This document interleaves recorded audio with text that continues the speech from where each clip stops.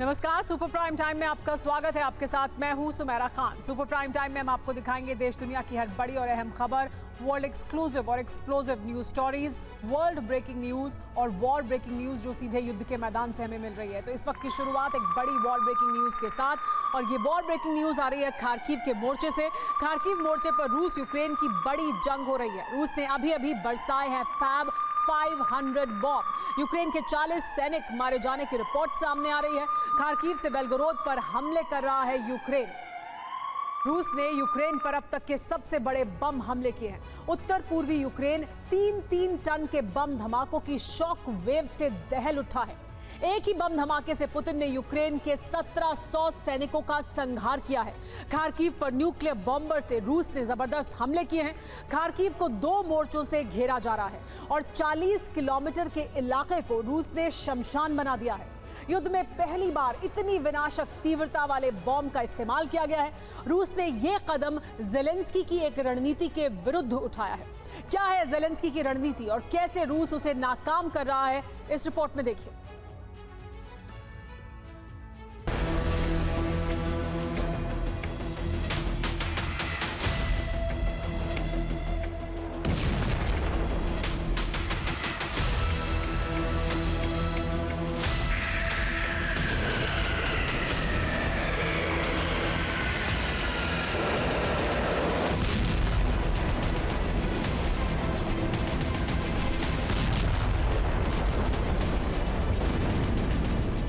Ukraine पर रूस ने विनाशक हथियारों से हमले शुरू कर दिए हैं।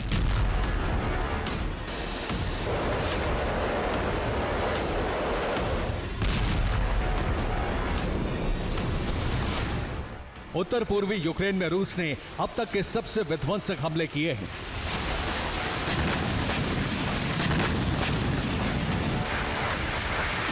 लेकिन सबसे भीषण हमला रूस ने यूक्रेन के खार्किव क्षेत्र के एक मोर्चे पर किया, और ये उसी मोर्चे पर हमले की तस्वीरें हैं।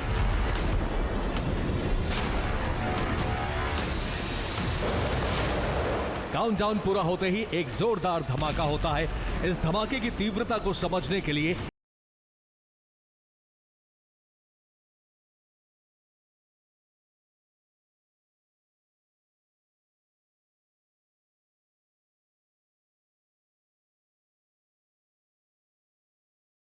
धुआं छटने के बाद इलाके में दूर दूर तक तबाही के निशान नजर आते हैं।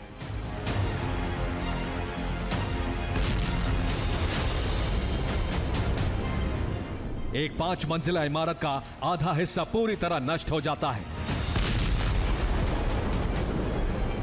इमारत के आसपास के छोटे मकानों की दीवारें ही बचती हैं। धमाके की शॉकवेव से छोटे मकान पूरी तरह तबाह हो गए हैं।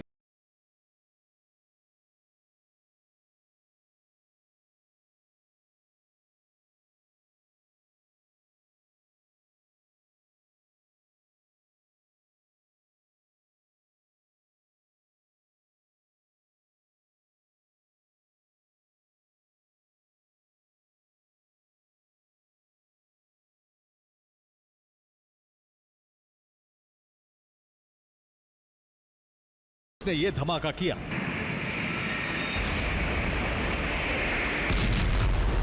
रूस ने इस बड़े ऑपरेशन के लिए अपना सबसे बड़ा गाइडेड बम इस्तेमाल किया है। रूस ने यूक्रेन पर 3 टन के फैब 3000 बम से हमला किया।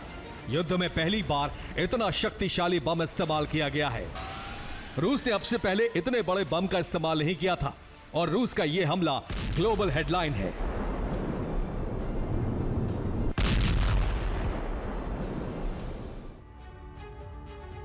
फैब 3000 बॉम्ब 3 टन TNT से बना होता है। इसके विस्फोट से 230 मीटर चौड़ा गड्ढा बन जाता है, यानी इतने क्षेत्र में कुछ भी सलामत नहीं बचता है।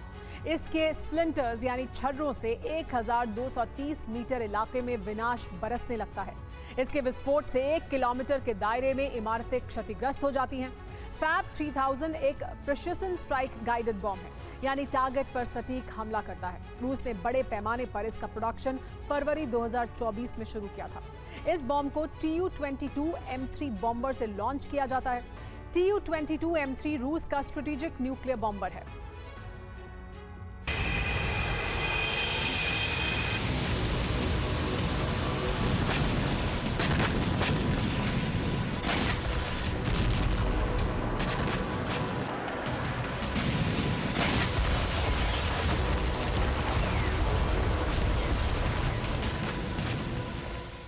रूस का ये बम फैब 500 और फैब 1500 से ज्यादा शक्तिशाली और अपग्रेडेड वर्जन है।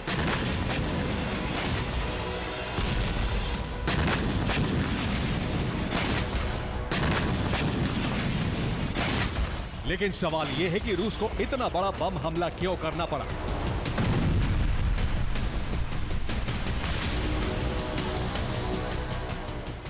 इसके पीछे है ज़ेलेंस्की की रणनीति को नाकाम करना।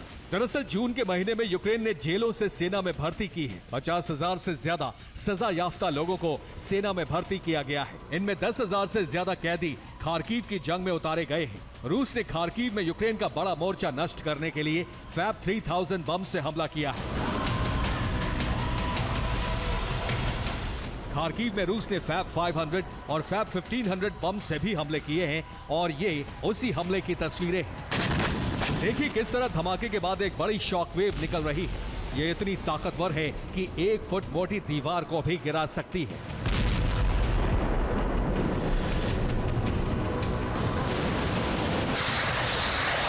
खार्किव के मोर्चे पर फैब 3000, फैब 500 और फैब 1500 बम के गाइडेड हमलों से एक दिन में यूक्रेन के 2400 सैनिक मारे गए हैं।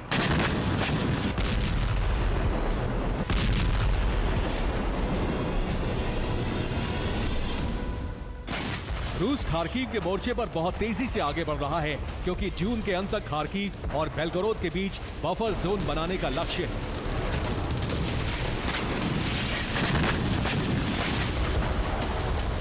रूस की सेना खार्किव पर 2 तरफ से हमले कर रही है। पहला मोर्चा लुहांस्क की तरफ से खोला गया और दूसरा मोर्चा बेलगोरोद की तरफ से। लुहांस्क मोर्चे की सेना खार्किव से 40 किलोमीटर दूर है और बेलगोरोद की तरफ से बढ़ रही सेना खार्किव से 22 किलोमीटर दूर है। आर्टिलरी और ड्रोन ब्रिगेड यूक्रेनी मोर्चे को तबाह करके इन्फेंट्री के लिए रास्ता बना रहे हैं।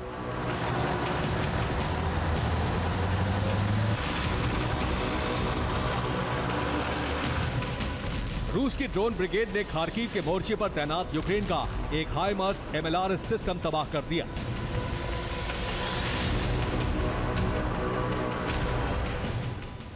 रूसी ड्रोन ब्रिगेड खार्किव को बचाने के लिए बिछाई गई ड्रैगन टीथ माइन को भी तबाह कर रही है ताकि रूसी आर्टिलरी तेजी से आगे बढ़ सके।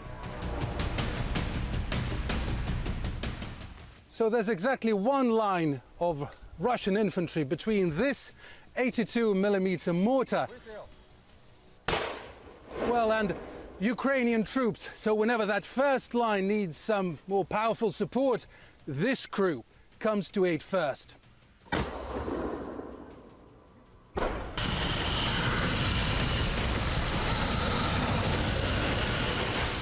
खार्किव की जंग रूस के लिए बहुत अहम है क्योंकि इस मोर्चे से यूक्रेन लगातार रूसी जमीन पर हमले कर रहा है और सटीक हमले करने में कामयाब भी हो रहा है। खार्किव से यूक्रेन ने रूस की ऑयल रिफाइनरी पर 20 जून को फिर ड्रोन हमला किया। यूक्रेन के ड्रोन हमले से मॉस्को के करीब रूस की तांबोव ऑयल रिफाइनरी में आग लग गई।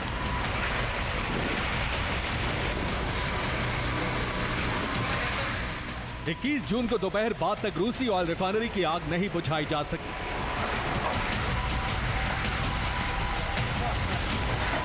यूक्रेन ने मॉस्को के यॉट क्लब पर हमला किया और इस हमले से आग लगने के कारण 8 बड़ी नाव जलकर खाक हो गई।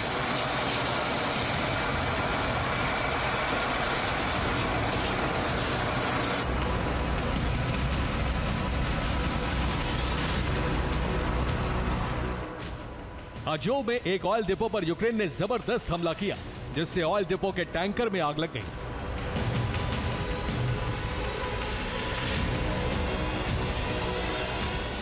बीस जून को यूक्रेन ने रूसी धरती पर ड्रोन से स्वॉर्म अटैक किया और एक साथ कई ठिकानों को टारगेट बनाया। यूक्रेन का एक ड्रोन रूस की क्रास्नोदर ऑयल रिफाइनरी पर गिरा और आग लग गई।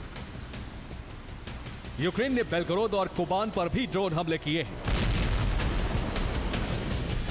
अमेरिका से यूक्रेन को यह इजाजत मिल चुकी है कि वो उसके हथियारों से रूसी जमीन पर हमले कर सकता है और अब ज़ेलेंस्की युद्ध को रूसी जमीन पर ट्रांसफर करने की रणनीति पर आगे बढ़ रहे हैं। यूक्रेन के हमलों की बढ़ती रेंज से युद्ध का भड़कना तय है और इसीलिए रूस फैब 3000 जैसे बम का इस्तेमाल कर रहा है। Bureau report, TV9 Bharatvarsh.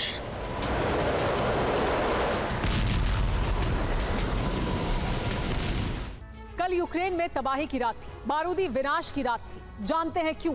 दरअसल बीते 30 घंटों में रूसी ब्रिगेड ने यूक्रेन के 80% इलाके पर 100 टन से ज्यादा बारूद बरसाया। फिर क्या, राजधानी कीव समेत यूक्रेन के 19 प्रांत दहल उठे। सबसे ज्यादा हैरानी की बात यह है कि जंग के 883वें दिन रूसी सेना ने कीव की घेराबंदी कर दी, कीव बॉर्डर को सीज कर दिया। ज़ेलेंस्की सरकार को अंडरग्राउंड तक होना पड़ा। लिहाजा यूक्रेन विनाश को रोकने के लिए प्रेसिडेंट बाइडेन को एक्शन में आना पड़ा। व्हाइट हाउस में इमरजेंसी मीटिंग का ऐलान करना पड़ा और यूक्रेन जंग पर अब तक का सबसे बड़ा फैसला लेना पड़ा। आखिर क्या, वो भी देखिए।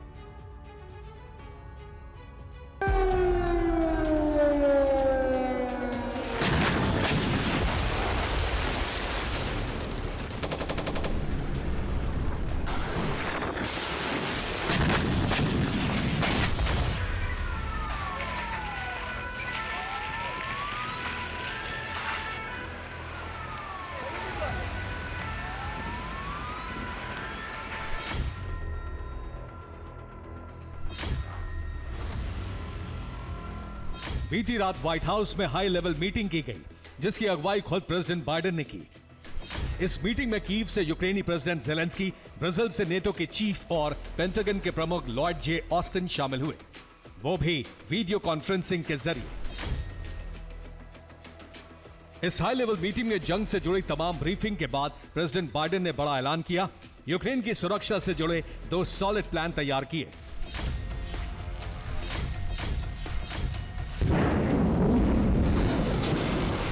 बाइडेन का प्लान ए, पेंटागन जल्द ही यूक्रेन को एयर डिफेंस सिस्टम की मिसाइलें देगा। पैट्रियट और नेसम्स डिफेंस सिस्टम की मिसाइलें कीव भेजेगा। बाइडेन का plan B, Romania Patriot missile defence system Ukraine को सप्लाई करेगा। 24 घंटे के भीतर Romania air defence system Kyiv भेजेगा। अब सवाल यह है कि अचानक ही यूक्रेन जंग में ऐसा क्या हुआ जिसके चलते प्रेसिडेंट बाइडेन ने आपात नियमों के तहत पेंटागन को पैट्रियट मिसाइल सिस्टम यूक्रेन भेजने का ऑर्डर दिया। आखिर क्यों पेंटागन से पहले नेटो के देशों ने रोमानिया को एयर डिफेंस सिस्टम की खेप कीव पहुंचाने को कहा है? तो इसके पीछे की वजह है बीते 30 घंटों से जारी यूक्रेन के 19 प्रांतों का दहन।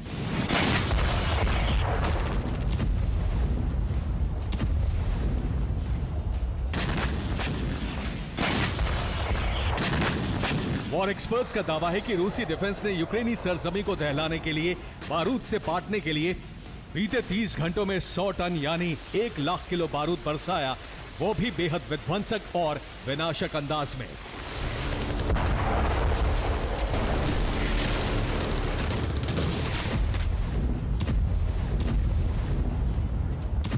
बस फिर क्या, यूक्रेन की राजधानी कीव समेत कई बड़े शहर और प्रांत बारूदी प्रलय से थर्रा उठे।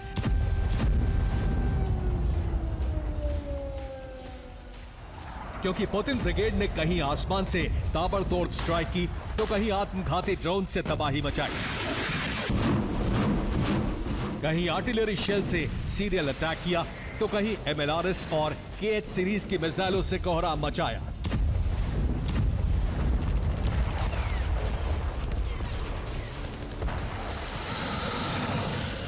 कीव से लवीव तक, ज़ेपोरिजिया से खार्किव तक, ओडेसा से माइकोलेव तक, सुमी से डोनेट्स्क तक, अवदीव्का से लीमन तक, यूक्रेन का ऐसा कोई इलाका नहीं बचा जहां रूस की तरफ से हमला ना किया गया हो।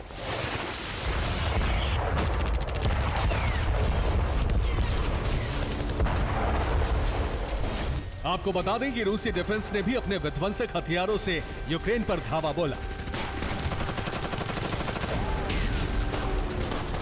दावा किया जा रहा है कि रूसी डिफेंस ने यूक्रेन पर शाहिद 136 कामिकाज़े ड्रोन से अटैक किया। यूक्रेनी प्रांतों पर KH-101 क्रूज मिसाइलें भी बरसाईं। इसके अलावा रूस ने फैब एरियल बमों से हमला किया।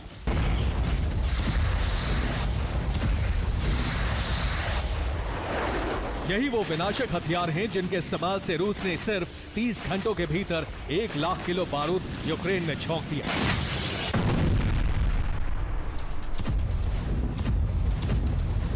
गौर करने वाली बात यह है कि बीती रात सिर्फ यूक्रेन के 19 प्रांत ही नहीं दहले, बल्कि पुतिन का वो ख्वाब भी करीब करीब पूरा हो गया जिसका इंतजार रूसी राष्ट्रपति बीते 28 महीनों से कर रहे थे, और वो था राजधानी कीव पर कंट्रोल।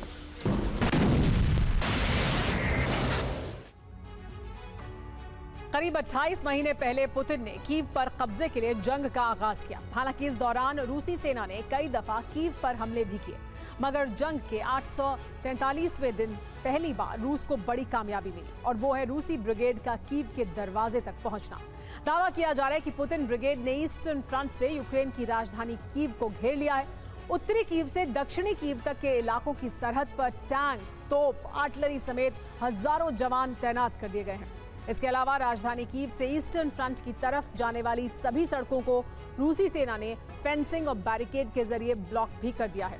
इतना ही नहीं, कीव को नीप्रो नदी को 2 हिस्सों में बांटती है, लिहाजा नीप्रो नदी के पूर्वी छोर पर मौजूद कीव के हिस्से से हर तरफ की आवाजाही पर रोक लगा दी गई है। मतलब ये कि ईस्टर्न फ्रंट से कीव को सीज कर जल्द ही रूसी ब्रिगेड कीव पर बड़े हमले कर सकती है।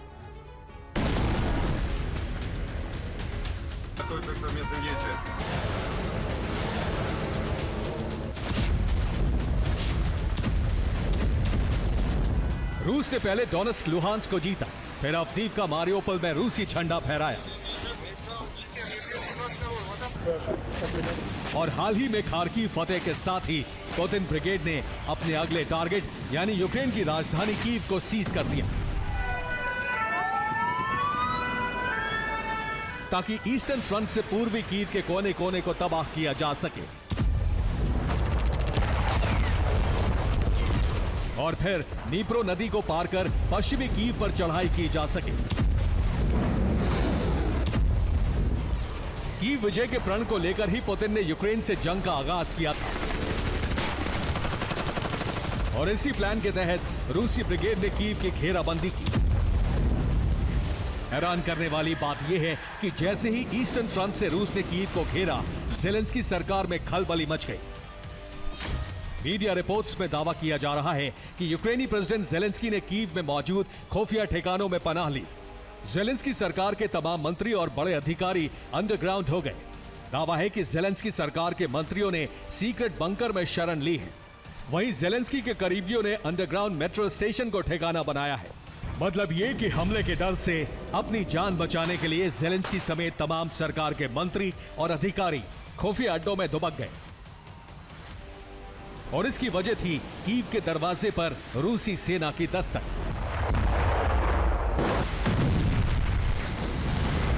जो इस बात का संकेत दे रहा है कि जल्द ही यूक्रेन की राजधानी कीव ज़ेलेंस्की के हाथ से रेत की तरफ फिसलने वाली है। ऐसे में आशंका जताई जा रही है कि आज कीव में तबाही की रात महाविध्वंस की रात है।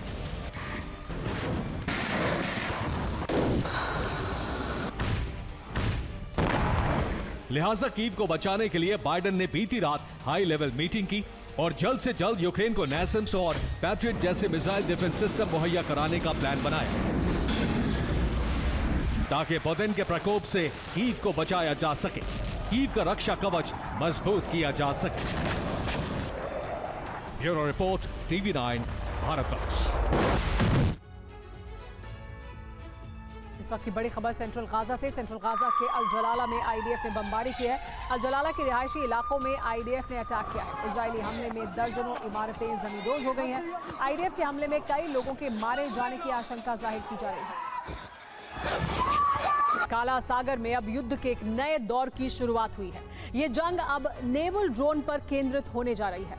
रूस ने भी यूक्रेन को उसी अंदाज में जवाब देने के लिए सी ड्रोन को आधुनिक बनाया है और काला सागर में ड्रोन की तैनाती की है। लेकिन यूक्रेन एक कदम और आगे बढ़ गया है। यूक्रेन ने अपने मागुरा सी ड्रोन को मिसाइल से लैस कर दिया है। अब यूक्रेन का एक सी ड्रोन आत्मघाती हमले से पहले कई मिसाइलें दागने में सक्षम है।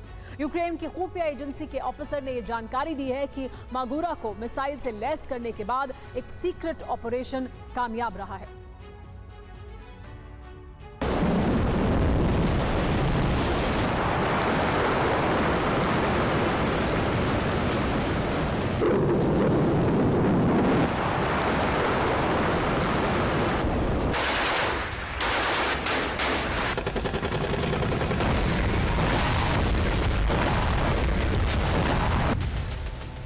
रूस और यूक्रेन के करीब समंदर का वो इलाका जहां बरसों से रूस का वर्चस्व है।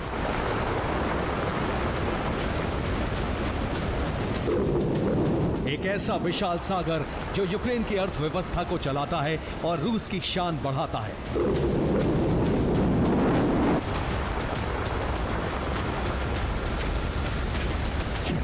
समंदर के किसी भी कोने में एक भी धमाके का मतलब है क्रेमलिन में खलबली। यही यूक्रेन ने एक सीक्रेट मिशन को अंजाम दिया, जिसका खुलासा 19 दिनों के बाद किया गया है।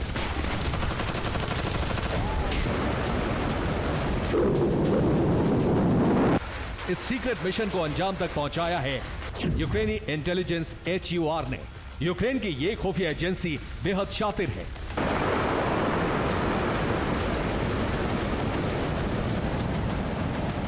सीक्रेट ऑपरेशन की कामयाबी का पूरा श्रेय यूक्रेनी खुफिया एजेंसी ने मागोरा सी ड्रोन को दिया है।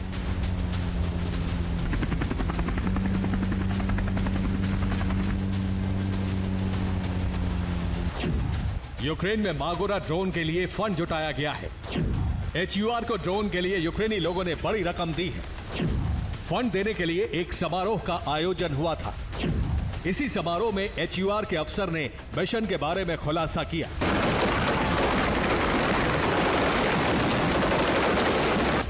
खुलासे के मुताबिक रात के अंधेरे में काला सागर के रास्ते यूक्रेन ने एक बड़े मिशन को कामयाब बनाया। खुलासे के मुताबिक तारीख 29 मई दिन बुधवार वक्त रात के 9 बजे यूक्रेन के राष्ट्रपति जेलेंस्की, आर्मी चीफ सारेस्की और यूक्रेनी आर्मी के कुछ अफसर और HUR खुफिया एजेंसी के कमांडर्स की एक सीक्रेट बैठक हुई। इस बैठक के बाद यूक्रेन के कुछ चुनिंदा मरीन ड्रोन ऑपरेटर्स ने एक स्पेशल मिशन की तैयारी शुरू कर दी।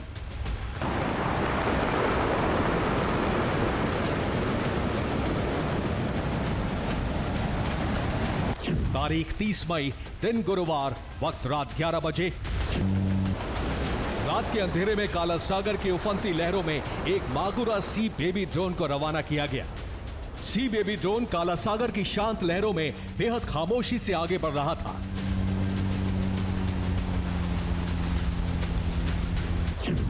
यूक्रेनी मागुरा ड्रोन को गश्त लगाने वाले युद्धपोत से बचना था। क्रीमिया तट के सुरक्षा कवच को भेद कर आगे बढ़ना था। सी ड्रोन मागुरा को अपने टारगेट को भस्म करना था। मागुरा ड्रोन क्रीमिया के बेहद करीब पहुंचा ही था कि रूसी सैनिकों के स्पीड बोट्स उस इलाके में आ गए। मशीन गन से लैस रूसी कमांडो लहरों में हो रही हर हलचल पर नजर रखते हैं। अब यूक्रेन में मौजूद मागुरा ड्रोन के ऑपरेटर्स के लिए इन स्पीड बोट्स को चकमा देने की चुनौती थी।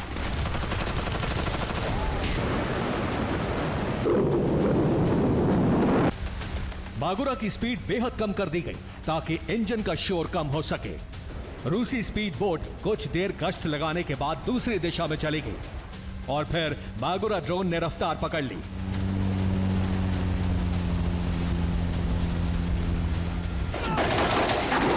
लेकिन आगे बढ़ते ही अचानक आसमान से समुद्र में गोलियां चलने लगी। आसमान में गश्त लगा रहे हेलीकॉप्टर से मागुरा को देखा जा चुका था। हेलीकॉप्टर्स ने मागुरा का पीछा किया और गोलियों की बरसात कर दी गई।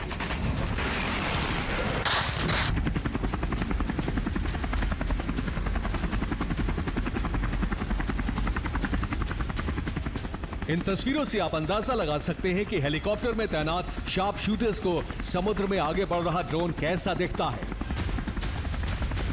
मशीन गन के ऊपर लगी नाइट विजन डिवाइस के जरिए समुद्र की सतह पर मौजूद किसी भी ड्रोन पर आसानी से निशाना लगाया जा सकता है।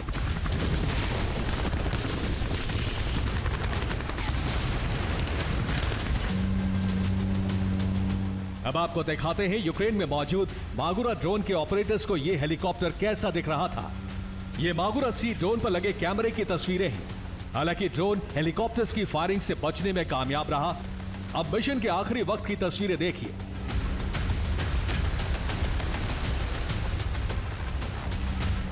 ड्रोन के सामने कुछ बोट्स नजर आ रहे थे। इन बोट्स में धमाका हुआ और यूक्रेन का सीक्रेट मिशन कामयाब रहा।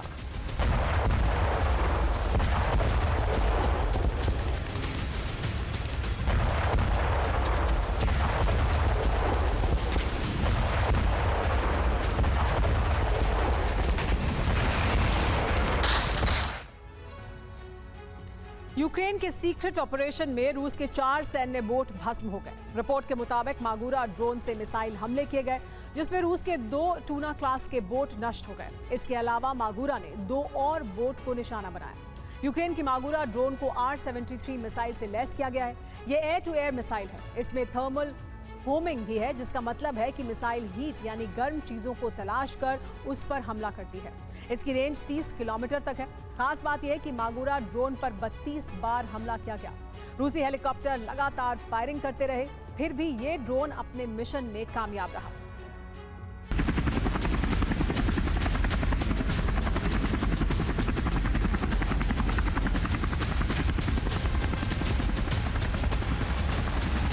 इससे पहले एक मागुरा ड्रोन से सिर्फ एक टारगेट को तबाह किया जा सकता था,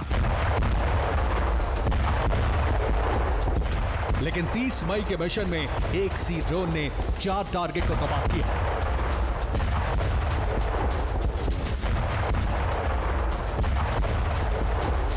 इसकी वजह है ड्रोन पर R-73 मिसाइलों की तैनाती। यूक्रेनी ड्रोन ऑपरेटर्स ने मागुरा ड्रोन से मिसाइलें फायर की और 4 बोट को नष्ट कर दिया। क्रीमिया के तट पर धमाकों के साथ ही रूसी फौज ने जबरदस्त गोलीबारी शुरू कर दी।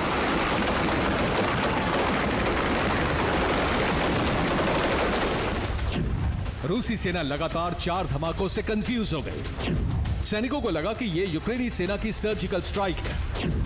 रूसी सेना ने समंदर की तरफ गोलियां बरसानी शुरू कर दी, लेकिन तभी वहां मागुरा ड्रोन का पीछा कर रहे हेलीकॉप्टर्स पहुंचे और कुछ देर की फायरिंग के बाद यह सुनिश्चित हो गया कि यह सी ड्रोन का हमला था। यूक्रेन के इस ऑपरेशन के बाद यह साफ हो गया है कि यूक्रेन जमीन पर जिस तरह से ड्रोन से कहर बरपा रहा है, अब काला सागर में भी ड्रोन वॉर की शुरुआत होने वाली है। नेवल ड्रोन वॉर में रूस भी पीछे नहीं है। रूस ने अपने कई सी ड्रोन को काला सागर में तैनात किया है। रूस भी सी ड्रोन से यूक्रेन पर हमले की तैयारी में है। यूक्रेन के सी ड्रोन को भस्म करने के लिए भी रूस ड्रोन का इस्तेमाल करेगा। फिलहाल यूक्रेनी सी ड्रोन का रास्ता रोकने के लिए रूस ने कई तैरने वाले गुब्बारे जैसे अवरोधक लगाए हैं।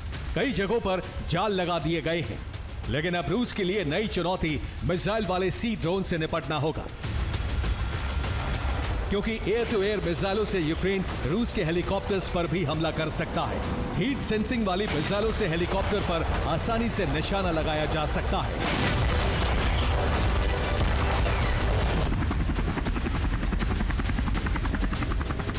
Bureau report, TV9 Bharatvarsh.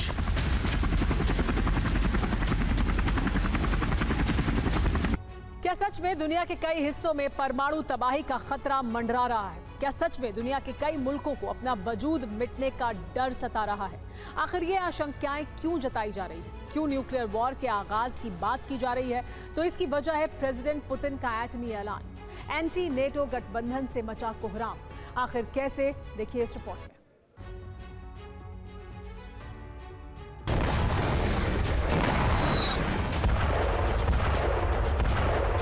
جواحكم ستدمر الألوية الإسرائيلية.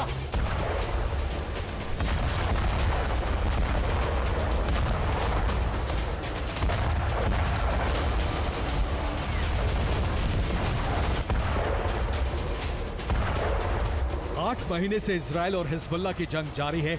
बीते 20 दिनों से हिजबुल्लाह ने इजराइल पर अपने हमलों की रेंज बढ़ा दी है। 20 जून को हिजबुल्लाह ने फिर नॉर्दर्न इजराइल पर हमले किए।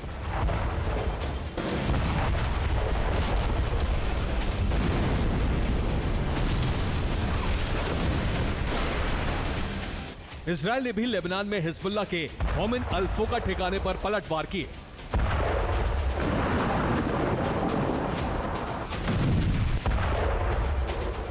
उधर लाल सागर में हूती के हमले जारी हैं। हूती की मिसाइल ने 20 जून को ग्रीस के एक मालवाहक जहाज पर हमला करके उसे ध्वस्त कर दिया।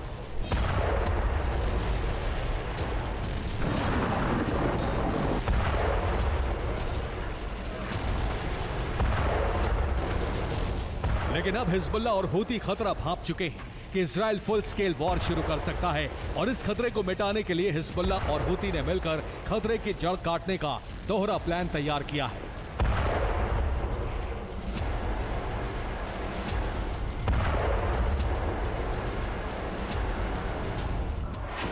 हिजबुल्लाह ने इजराइल के पावर ग्रिड को ध्वस्त करने का ब्लूप्रिंट तैयार किया है, जबकि हूती ने इजराइल के परमाणु संयंत्रों पर हमले की प्लानिंग तैयार की है। इजराइल की सरकारी बिजली कंपनी नोगा के सीईओ शाउल गोल्डस्टेन ने इसकी चेतावनी जारी कर दी है। उन्होंने एक प्रेस कॉन्फ्रेंस में कहा है कि हिजबुल्लाह इजराइल की पावर ग्रिड को तबाह करने की तैयारी में है। अगर 72 घंटे भी बिजली सप्लाई कटी तो इजराइल में रहना मुश्किल हो जाएगा।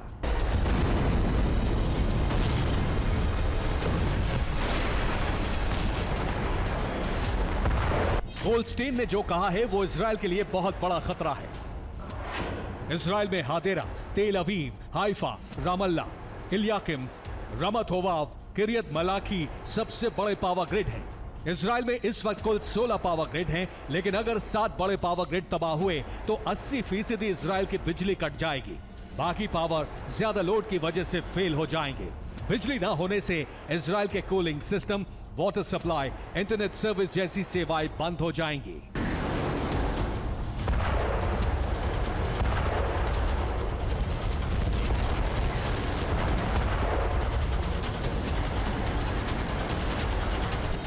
हिजबुल्लाह इजराइल के पावर ग्रिड पर हमले का प्लान तैयार कर चुका है और दूसरी तरफ हूती ने इजराइल के सभी परमाणु संयंत्रों पर हमलों की तैयारी कर ली है।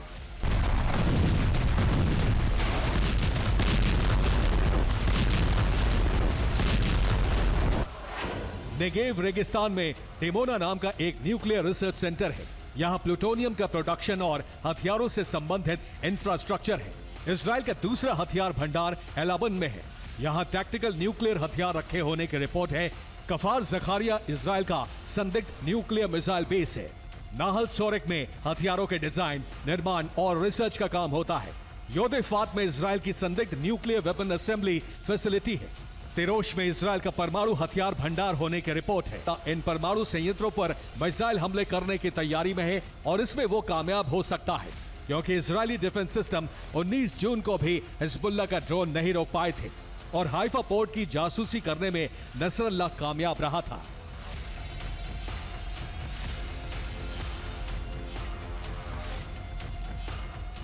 पेंटागन के 3 अधिकारियों की रिपोर्ट है कि इजराइल का आयरन डोम एयर डिफेंस सिस्टम आसानी से नाकाम हो सकता है।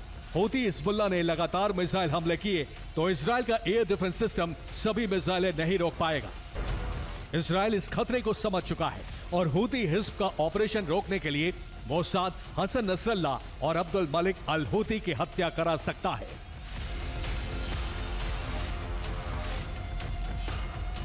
लेकिन अगर मोसाद इन दोनों की हत्या में कामयाब हुआ तो इजराइल ईरान का सीधा युद्ध तय है। सीधे युद्ध का मतलब 2 परमाणु शक्तियों का टकराना है।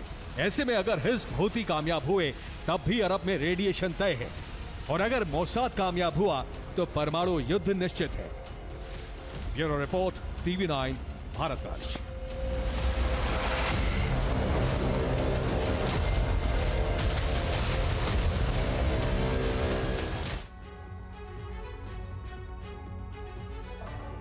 क्या सच में दुनिया के कई हिस्सों में परमाणु तबाही का खतरा मंडरा रहा है? क्या सच में दुनिया के कई मुल्कों को अपना वजूद मिटने का डर सता रहा है? आखिर ये आशंकाएं क्यों जताई जा रही हैं? क्यों न्यूक्लियर वॉर के आगाज की बात की जा रही है? तो इसकी वजह है प्रेसिडेंट पुतिन का एटमी ऐलान, एंटी नेटो गठबंधन से मचा कोहराम। आखिर कैसे, देखिए इस रिपोर्ट।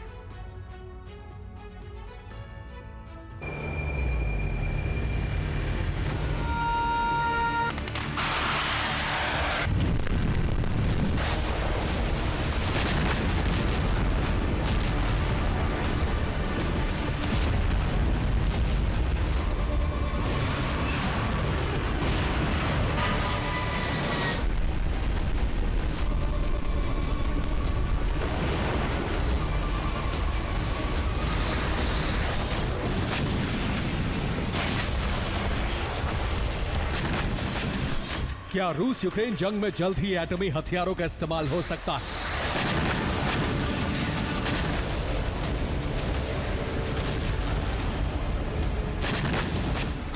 क्या यूक्रेन की सरजमी पर पहला न्यूक्लियर प्रहार हो सकता है?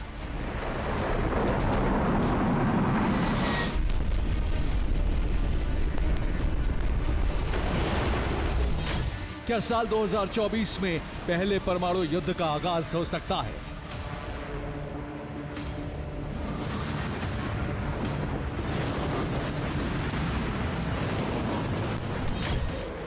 क्या एटमी विनाशकों के इस्तेमाल से धरती का बड़ा हिस्सा तबाह हो सकता है?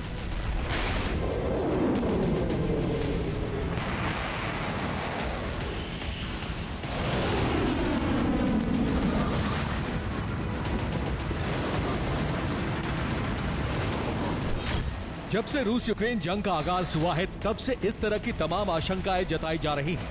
कई दफा तो न्यूक्लियर वेपन्स के इस्तेमाल की वार्निंग भी दी जा चुकी है, मगर पहली बार पुतिन ने परमाणु हथियारों के इस्तेमाल पर सनसनीखेज बयान दिया है।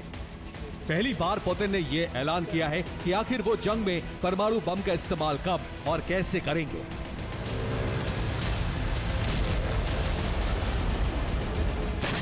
Они говорят и о том, что хотят добиться стратегического поражения России на поле боя. Что это означает для России? Для России это означает прекращение ее государственности. Вот что это означает. Это означает конец тысячелетней истории российского государства. पुतिन का ये बयान इस बात का साफ और सीधा संदेश है कि अगर पश्चिमी देशों की तरफ से रूसी सरजमी पर कोई भी आंच आई तो रूस इससे भयभीत नहीं होगा, बल्कि इसका पलटवार करेगा, वो भी एटमी हथियारों के इस्तेमाल से। क्योंकि हाल ही में नॉर्थ कोरिया के बाद वियतनाम के दौरे पर पहुंचे पुतिन ने एक प्रेस कॉन्फ्रेंस के दौरान ये भी बयान दिया था कि दुनिया इस बात का इंतजार ना करे कि रूस नियमों के तहत ही परमाणु हथियारों का इस्तेमाल करेगा। अगर जरूरत पड़ी तो हम नियमों को बदल कर भी एटमी हथियारों से तबाही मचा सकते हैं। मतलब ये कि नियम कायदे कानून सब कुछ पुतिन वक्त के हिसाब से बदल देंगे और इसी के साथ ही अपने विनाशक हथियारों को वॉर जोन में झोंक देंगे ताकि दुनिया के नक्शे से कई मुल्कों का वजूद मिटा सके। एटमी तबाही से सिर्फ नेटो ही नहीं बल्कि अमेरिका तक को दहला सके।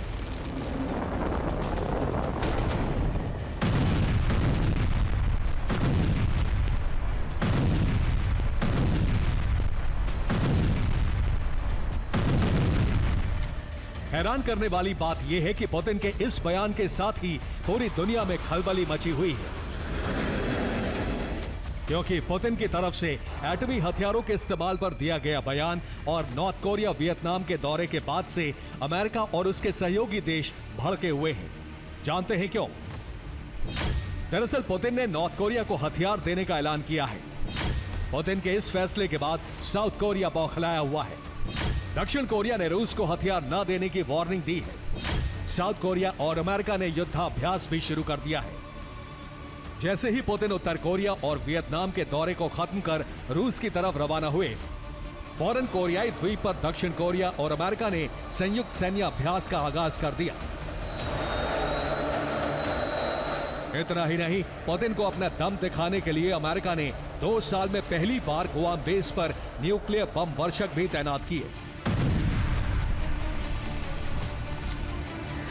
बस अमेरिका और रूस में बढ़ती इसी तनातनी ने धरती पर महायुद्ध नहीं बल्कि पहले परमाणु युद्ध का खतरा बढ़ा दिया है। और ये दावा तमाम वॉर एक्सपर्ट्स यहां तक कि नेटो के पूर्व कमांडर तक कर रहे हैं। आखिर क्या, ये भी जान लीजिए। धरती अब परमाणु ढेर पर आ चुकी है, जिसका मतलब है एक चिंगारी धरती को मानव विहीन ग्रह में तब्दील कर सकती है। रूस और उसके सहयोगी देशों का परमाणु गठबंधन सिर्फ नेटो ही नहीं बल्कि पूरी दुनिया के विनाश की वजह बन सकता है। मतलब ये कि आज नहीं तो कल रूस यूक्रेन जंग का परमाणु युद्ध में तब्दील होना करीब करीब तय माना जा रहा है, क्योंकि जिस तरह परमाणु हथियारों की खेप बढ़ाई जा रही है, एटमी हथियारों के इस्तेमाल के नियमों को बदला जा रहा है। ऐसे में इस बात की आशंका बढ़ गई है कि न्यूक्लियर वॉर का काउंटडाउन शुरू हो चुका है। Bureau report, TV9 Bharatvarsh.